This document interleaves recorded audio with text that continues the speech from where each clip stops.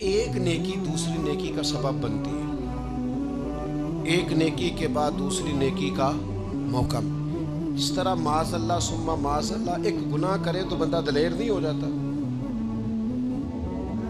کہ چلو یار ایک کر لے۔ ہمارے بزرگوں نے لکھا ہے کہ آپ کی نماز قضا ہو جائے تو کسی کو بتائیں نہیں میری قضا ہو گئی، پھر تو وہ کہے گا چلو میں بھی قضا کر لیتا ہوں۔ آپ کوئی گناہ کریں تو گناہ کا اعلان، کوئی غلطی ہو جائے تو چھپائیں، بتائیں نہیں، ورنہ دوسرے بھی دلیر ہو جائیں۔ میں ایک تجزیہ نگار کو پڑھ رہا تھا، وہ کہہ رہا تھا کہ میڈیا پہ جو ہم دکھاتے ہیں نا چینلوں پہ، تو ہم تو وہ انٹرویو لے کے نا کسی مجرم کا کہ میں نے یہ کیا میں نے وہ کیا، تو آپ تو لوگوں کو گناہ کے طریقے بتا رہے ہیں، آپ لوگوں کو دلیر کر رہے ہیں کہ اس نے کر لیا تو میں کر لوں گا تو کیا ہو گیا۔ ایک گناہ دوسرے گناہ کا دروازہ کھولتا ہے، اسی طرح ایک نیکی دوسری نیکی کا سبب بن جاتی ہے۔ عارف رومی فرماتے ہیں ایک شخص نے اپنے مرشد سے پوچھا تھا کہ حضور مجھے کیسے پتہ چلے گا کہ میرا ذکر قبول ہے؟ تو کہنے لگے جب تو نے پہلی دفعہ ذکر کیا تھا نا، اور اس ذکر الہی کے بعد تمہیں دوبارہ ذکر الہی کی توفیق ملی تھی، تو رب نے وہ پہلا قبول کیا تھا تو دوبارہ توفیق عطا فرمائی، اس کے حضور وہ قبول ہو گیا، دوبارہ تمہیں توفیق عطا کر دی۔ ایک نیکی دوسری نیکی کا سبب۔ اگر آپ نیک ہونا چاہتے ہیں تو نیکیاں کرنی شروع کر دیں۔ بعض دوستوں سے کہتے ہیں داڑھی شریف رکھ لیں، تو کہتے ہیں ابھی میں نیک نہیں ہوں، تو میں نے کہا داڑھی رکھ کے تو بندہ نیک ہوتا ہے، اب رکھیں گے تو نیک ہو جائیں گے، شروع تو کریں۔ آپ کو اس کا لحاظ ہوگا کہ یار اب میں نے داڑھی بھی رکھی ہوئی۔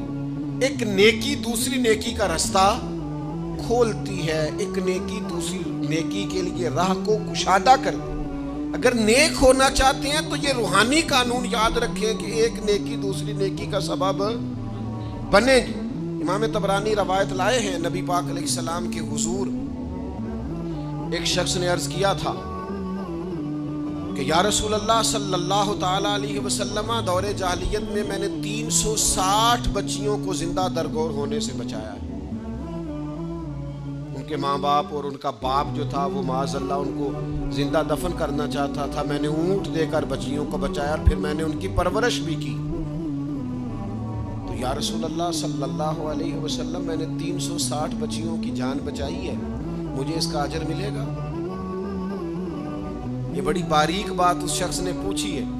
اصول یہ ہے کہ حالت کفر میں جو انسان نیکی کرتا ہے اس کا اسے اجر نہیں ملتا۔ اجر کے لیے ایمان ضروری ہے، ایمان پر اجر مرتب ہوتا ہے، جس کا ایمان نہیں اس کو اجر نصیب شرط ہے کہ بندہ مومن ہو تو اس کے نیک اعمال قبول۔ اب یہ سوال کیا کر رہے ہیں، ذرا باریک بات ہے سمجھیں۔ یا رسول اللہ صلی اللہ تعالی علیہ وسلم،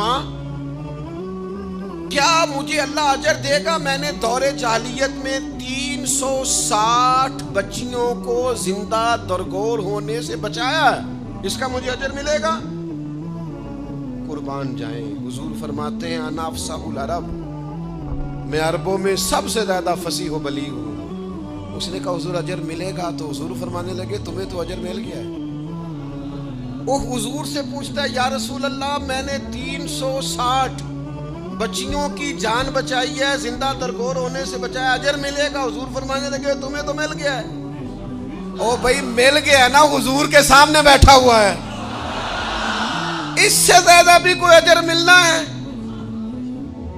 نبی پاک کے سامنے بیٹھ گیا ہے اور حضور سے سوال کر رہا ہے، تو حضور فرمانے لگے تمہیں تو اجر مل گیا ہے۔ یا رسول اللہ کیسے؟ فرمایا اللہ نے تمہیں اسلام کی توفیق نہیں دے دی، تمہیں تو اجر مل گیا ہے۔ صحابہ وہ صحابہ تھے جن کی ہر صبح صبح عید ہوتی تھی، خدا کا قرب حاصل تھا، نبی کی دید ہوتی تھی، تو اجر تو مل گیا ہے تمہیں، اللہ نے اسلام کی توفیق عطا کر دی ہے۔ وہ جو تم نے دور جاہلیت میں نیکیاں کی اس کا اجر یہ ملا کہ اللہ تعالیٰ نے تمہارا سینہ اسلام کے لیے کھول دیا، تمہیں اسلام کی توفیق مل گئی ہے، تم مسلمان ہو گئے ہو تو اس نیکی کا تمہیں اجر ملا ہے۔ زندگی بھر یاد رکھیں، آپ نیکی کریں گے تو نیکیوں کے رستے کھل جائیں گے۔ آپ تقوی